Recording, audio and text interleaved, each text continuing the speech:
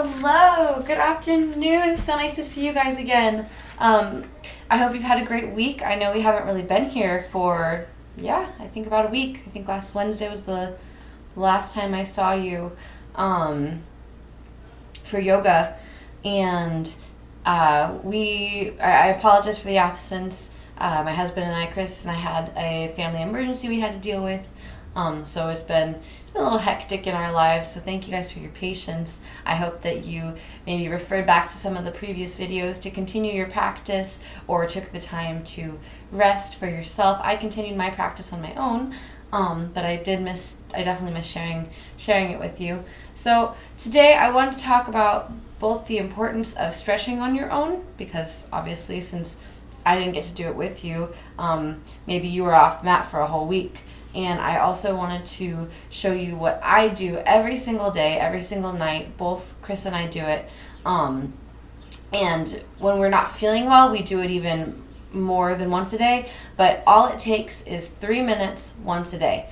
And I'm not really a proponent of saying, do this one thing and this will change your life. But this is kind of one of those things that it's easy to, it's just as it's easy to do, it's easy not to do. And the physical part of it's not necessarily easy, but it's also not impossible, and you can work into it. But it takes elements of both Qigong and yoga. And I think Chris started doing it, I want to say we both started doing it over a year ago, and we literally do it every single night before we go to sleep. And ever since, I used to get sick all the time, and I used to get really sick. Like I'd be sick for 2 or 3 weeks. And ever since we started doing what we call Qigong, it's a horse stance, I rarely get sick now, and when I do get sick, I don't stay sick for very long. And that's why I really, really believe that this is a huge part of that. Also eating well and exercising regularly, getting cardio and all those things. But this in particular has absolutely affected my life in a positive way, and I wanted to do it with you guys so that I could hopefully pass some of that knowledge and things that have benefited me along to you. But before we do that, I want to talk about the importance of stretching on your own. So as I stretch on my own a little bit over here, you guys are welcome to join me just a little bit. We're not doing a formal yoga practice today aside from some Qigong. But it's really, really important in your own free time, and I think that's the hardest time to get on your mat when you don't have other people there doing it with you. But it's really, really important just because it helps your blood flow, it helps you focus on your breath, it will make you feel better, it'll help your digestion. There's a lot of things that yoga really does for us that we don't see or we don't feel, at least immediately. So I hope that you guys, even if you didn't do your yoga with me, you did it on your own at least for 5 minutes a day. I recommend just creating a routine for it, 5 minutes before bed. Stretch out just the major muscles, your hips, make sure you have good posture. Stretch out your neck a little bit. We hold a lot of stress in our traps.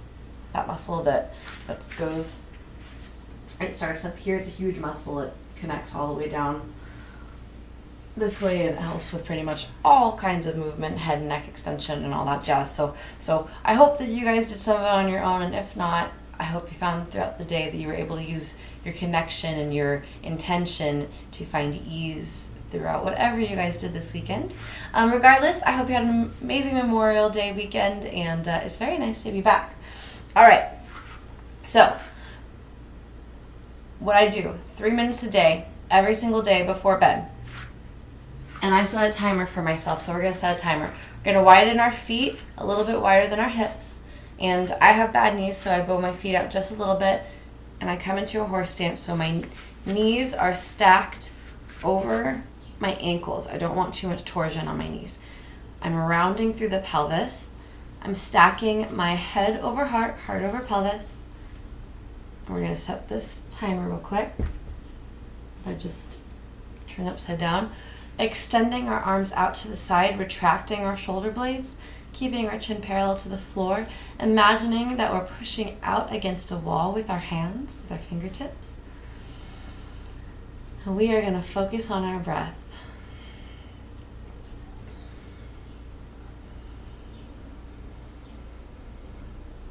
Really using the connection with our breath Remembering to round through our tailbone, engaging through the core here.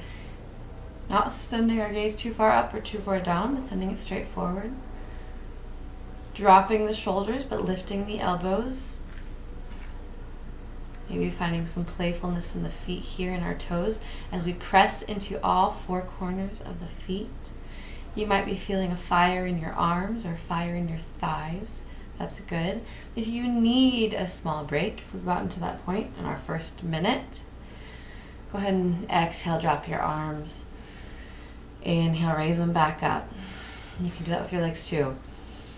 Inhale, come back up. Exhale, sink into the pose. I do find sometimes, if this is very difficult, maybe some small micro movements, some small hip flexion and extension of the back is really, really nice. It feels good. And I always come back to the sound of my breath, remembering to have good posture here. Stacking those knees over my ankles, sending my gaze out and forward, chin parallel to the floor, drawing my shoulder blades back and down. Inhaling through the nose, exhaling through the nose. Making an attempt to lengthen each breath out longer than the last. Good. Last minute. You might be really feeling this here. Sink down a little deeper into the pose. You can do it. You are amazing and incredible.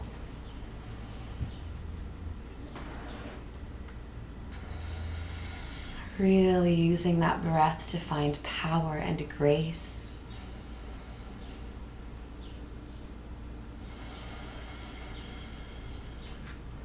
Maybe you're shaking a little bit. Maybe these aren't muscles that you use very often.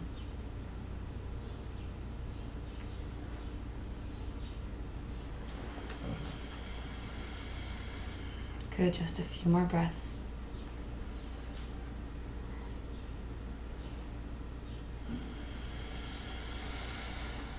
One more. Try to make this the deepest breath that you've taken all day.